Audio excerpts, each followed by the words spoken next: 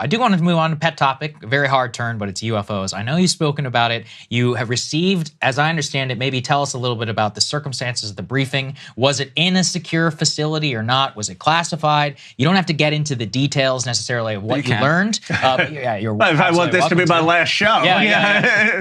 Just is at an undisclosed location. One of the things, the process problem that we had heard was that members of Congress were denied a secure, compartmentalized intelligence facility to actually look at information brought by whistleblowers, by David Grush, and by others. Have you been able to receive then a classified briefing specifically about his claims, and to what extent have they been willing to share information with you on the UFO subject?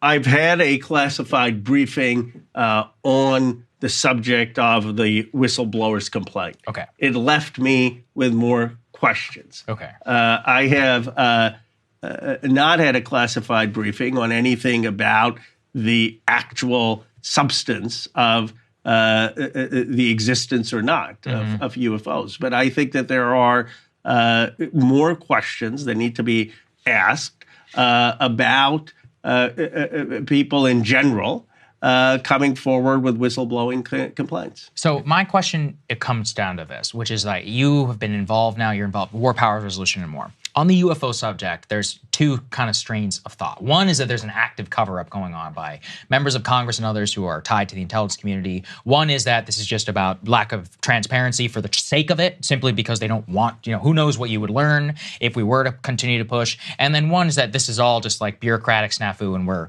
overthinking it. In your involvement, on the House Armed Services Committee and more, your general observation, you've always been honest with us in terms of what you think. What do you see when you're with your involvement here on the topic amongst your colleagues? Is there an unwillingness to look at it? Is it disbelief? People just think that this is crank and kind of a crazy subject. Some genuine interest. Like, what's your assessment of the kind of the landscape now that you've at least dipped your toe in a little bit?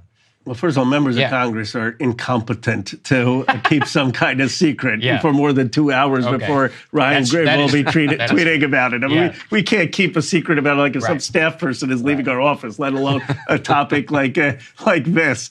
But the question is, so I don't think it's the issue of Congress. I mean, Salman Rushdie once said, in democracy, there are no secrets. That applies to Congress. Now, whether there are other agencies that have been fully transparent on the matter, I have more questions. What I don't know, and this is not talking about anything classified. This is just me as a member of Congress and citizen. What I don't know is the reluctance potentially to be fully transparent because there are things, covert operations that look like UFOs that we are reluctant to share information, or if there's actually any evidence of extraterrestrial life. And I think that has led to a lack of full transparency. What I will say is that there are members on both sides who are now pushing for more transparency. And it could be one of the few things the Oversight Committee actually gets bipartisan consensus over. How would you describe your position on this question back when you were just a guy,